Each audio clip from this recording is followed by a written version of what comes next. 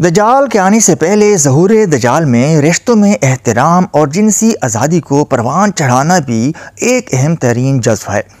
ان کی کوشش ہے کہ دجال کے خروج سے پہلے رشتوں کے درمیان لحاظ ختم کر دیا جائے، جس میں پاکستانی میڈیا دھیمے جبکہ بیرونی میڈیا مکمل طور پر کھل کر کھیل رہا ہے، اور مائنڈ پروگرامنگ کے ذریعے غیر محسوس کن انداز میں یہ بات دکھائی جا رہی ہے کہ باپ بیٹی ہو یا بہن بھائی، ان کے درمیان کوئی بھی آڑ نہیں ہونی چاہیے۔ ہر ایک کا اپنا جسم ہے، وہ جہاں چاہے جیسے چاہے ان کو استعمال کرنے کی آزادی ہو۔ خروج کی کچھ نشانیاں تو ہمیں احادیث مبارکہ سے ملتی ہیں، اور کچھ علامات خود دجال نے حضرت تمیم داری رضی اللہ تعالی عنہ کو بتائی تھیں۔ پہلے ہم بات کر لیتے ہیں احادیث مبارکہ کی۔ دجال کے ظہور سے پہلے 3 سال تک سخت قحط ہوگا۔ ان تینوں سالوں میں لوگ بھوک سے سخت تکلیف اٹھائیں گے۔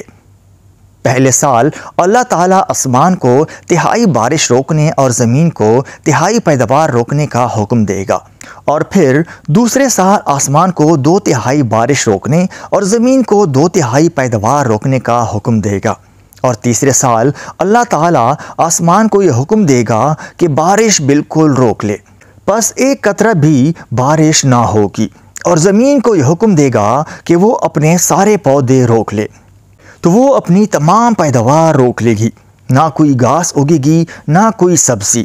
بالآخر گھر والے جانور یعنی گائے بکری وغیرہ سب ہلاک ہو جائیں گے، کوئی باقی نہ بچے گا مگر جسے اللہ بچا لے۔ عرض کیا گیا پھر اس وقت لوگ کس طرح زندہ رہیں گے؟ آپ صلی اللہ علیہ وآلہ وسلم نے فرمایا، تحلیل یعنی لا الہ الا اللہ، تکبیر اللہ اکبر، تسبیح سبحان اللہ، اور تحمید الحمدللہ کا کہنا ان کے لیے غذا کا کام کرے گا۔ سنن ابن ماجہ حدیث نمبر 4077۔ دجال کی ملاقات جو حضرت تمیم داری رضی اللہ تعالیٰ عنہ سے ہوئی، جس کا ذکر انہوں نے سیدنا محمد صلی اللہ علیہ وآلہ وسلم سے فرمایا، اس میں دجال نے ان سے چند سوالات کیے۔ ظاہر ہے کہ جن کا تعلق دجال کے خروج سے ہے، یعنی یہ نشانیاں پوری ہو جائیں تو دجال ظاہر ہو جائے گا، یعنی خروج کرے گا۔ دجال نے سب سے پہلے حضرت تمیم داری رضی اللہ تعالیٰ عنہ سے دریافت کیا کہ مجھے بیسان کے نخلستان کی خبر دو، تو حضرت تمیم داری رضی اللہ تعالیٰ عنہ نے دریافت کیا کہ تم اس نخلستان کے بارے میں کیا جاننا چاہتے ہو؟ تو دجال نے کہا کہ کیا وہاں درختوں پر پھل آتے ہیں یا نہیں؟ تو حضرت تمیم داری رضی اللہ تعالیٰ عنہ نے جواب دیا کہ ہاں، وہاں درختوں پر پھل آتے ہیں۔ تب دجال نے کہا کہ وہ زمانہ قریب ہے جب ان درختوں پر پھل نہیں آئیں گے۔ بیسان شہر کی موجودہ صورتحال۔ بیسان نجائز ریاست اسرائیل کے شمال میں واقع ایک چھوٹے درجے کا مگر تاریخی اعتبار سے ایک اہم شہر ہے۔ یہ شہر چونکہ دریائے اردن اور وادی جزریل کے درمیان واقع ہے، اس لیے اسے اپنی محل وقوع کے لحاظ سے خاصی اہمیت حاصل ہے۔ خلافت عثمانیہ میں یہ شہر اسلامی حکومت کا حصہ رہا، جبکہ 1922 میں برطانوی حملے کے بعد جب یہ علاقہ فتح ہوا اور 1948 میں نجائز یہودی ریاست اسرائیل کا قیام عمل میں آیا، تو یہ شہر اسرائیل کے قبضے میں چلا گیا، اور آج تک اس شہر پر اسرائیل کا قبضہ ہے۔ دجال نے حضرت تمیم داری رضی اللہ تعالیٰ عنہ سے اسی شہر کے درختوں پر پھل آنے سے متعلق دریافت کیا تھا، اور آج فلسطین کا یہ تاریخی شہر اپنی جغرافیائی اہمیت دن بدن کھو رہا ہے، اور آبادی بڑھنے کے ساتھ ساتھ یہاں وسائل کی قلت درپیش ہے، جس کی وجہ سے بیسان انسانی مداخلت کی وجہ سے اپنی قدرتی توانائی اور وسائل کھو چکا ہے۔ جن درختوں اور جن پھلوں کا ذکر ہوا، یہ کھجور کے درخت تھے جو صدیوں سے اس علاقے میں تھے، اور یہ علاقہ کھجوروں کی وجہ سے مشہور تھا۔ اب یہاں کھجوروں کے درخت ختم ہو گئے ہیں اور کھجور کی پیداوار نہیں ہوتی۔ دجال نے دوسرا سوال پوچھا کہ مجھے تبریہ کے جھیل کے بارے میں بتاؤ۔ تمیم داری رضی اللہ تعالیٰ عنہ نے پوچھا، اس کی کون سی بات جاننا چاہتے ہیں؟ دجال نے کہا کہ کیا اس میں پانی ہے؟ آپ نے فرمایا کہ ہاں، اس میں بہت پانی ہے۔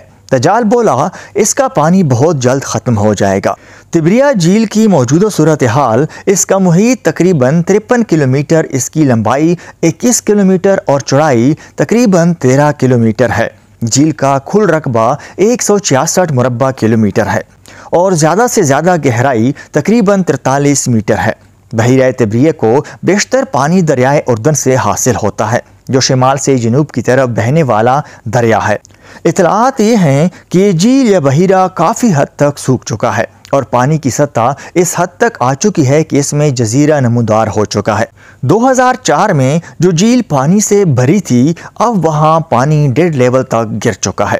اسرائیل کے لیے یہ اس قدر اہم ہے کہ اسرائیل اس کے پانی بڑھنے یا گھٹنے کا مکمل ریکارڈ رکھتا ہے۔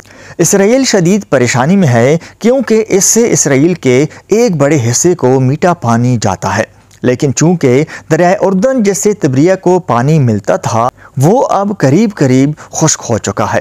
کہا جاتا ہے کہ کل تک جو ایک بہت بڑا دریا تھا آج وہ ایک چھوٹی سی نہر کی شکل اختیار کر گیا ہے اور اس میں سینکڑوں گڑھے بن چکے ہیں جو انتہائی گہرے ہیں۔ ان گڑھوں کی تعداد تقریباً 3050 ہے اور اس دریا کا سارا پانی ان گڑھوں میں جا رہا ہے۔ اس لیے نہر سویس سے ایک رابطہ نہر بحیرہ مردار تک کھودی جا رہی ہے۔ واضح رہے کہ بحیرہ احمر بحیرہ مردار سے تقریباً 400 سے 420 میٹر تک اونچا ہے۔ اس نہر کے علاوہ بحیرہ احمر یا بحیرہ کلزم کو بحیرہ مردار کے ساتھ پائپ لائن کے ذریعے جوڑنے کا منصوبہ ہے، لیکن یہ ایک چیز پھر بھی آڑے آ رہی ہے کہ یہاں جتنا پانی آ جائے یہ گڑھے اسے نگل جائیں گے، تو قریب قریب یہ نشانی بھی پوری ہو چکی ہے۔ پھر دجال نے کہا مجھے زغر کے چشمہ کے بارے میں بتاؤ۔ حضرت تمیم داری رضی اللہ تعالیٰ عنہ فرماتے ہیں ہم نے پوچھا کون سی بات معلوم کرنا چاہتے ہو؟ دجال نے کہا کیا اس چشمے میں پانی ہے اور لوگ اس پانی سے کھیتوں کو سیراب کرتے ہیں؟ تو ہم نے کہا اس میں بہت پانی ہے اور شہر کے رہنے والے آبپاری کرتے ہیں۔ زغر کے چشمے کی موجودہ صورتحال۔ زغر بروزن ایک شہر کا نام ہے۔ شام کے علاقے میں زغر ایک خاتون کا نام تھا جنہوں نے یہ شہر آباد کیا تھا۔ یہ حضرت لوط علیہ السلام کی صاحبزادی تھی۔ ان کے نام پر اس شہر کا نام زغر رکھا گیا تھا۔ یہاں ایک مشہور چشمہ ہے، اس کا نام عین زغر ہے۔ دجال حضرت تمیم داری رضی اللہ تعالیٰ عنہ سے اس کے متعلق پوچھ رہا تھا۔ اس کی تفصیل کچھ یوں ہے کہ حضرت عبداللہ ابن عباس فرماتے ہیں کہ جب اللہ نے قوم لوط کو ہلاک کرنے کا فیصلہ فرمایا تو لوط علیہ السلام کو صدوم کی بستی سے نکل جانے کا حکم دیا گیا۔ صدوم وہ بستی ہے جس میں اللہ پاک نے قوم لوط کو عذاب دیا تھا۔ چنانچہ لوط علیہ السلام نے اپنے ساتھ اپنی 2 صاحبزادیوں کو لے کر اس مقام سے روانہ ہو گئے۔ حضرت لوط علیہ السلام کی دونوں بیٹیوں میں ایک کا نام ربا اور دوسری کا نام زغر تھا۔ بڑی بیٹی کا انتقال ہوا تو اسے ایک چشمے کے پاس دفنا دیا گیا، لہٰذا اس چشمے کا نام عین ربا پڑ گیا۔ دوسری بیٹی زغر کا انتقال ہوا تو اس کو بھی ایک چشمے کے قریب دفن کر دیا گیا۔ اس طرح یہ چشمہ عین زغر کے نام سے مشہور ہوا۔ ابو عبداللہ حامی نے معجم البلدان میں عین زغر کو بحیرہ مردار کے مشرق کی جانب بتایا ہے۔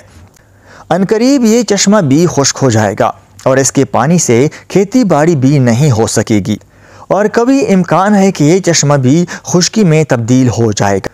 یوں تقریباً ساری نشانیاں یا تو پوری ہو چکی ہیں یا پورے ہونے کے نہج پہ ہیں، جس کے بعد جھوٹے مسیحا دجال کو خروج کی اجازت مل جائے گی۔ یہ سارے مقامات اسرائیل میں اور اسرائیل کے آس پاس ہی ہیں۔ اس سے دجال کا اسرائیل سے گہرا تعلق واضح ہو جاتا ہے۔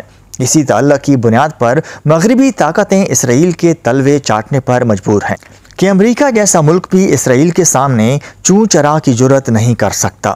پھر دجال نے پوچھا کہ مجھے نبی صلی اللہ علیہ وآلہ وسلم کا کچھ حال سناؤ۔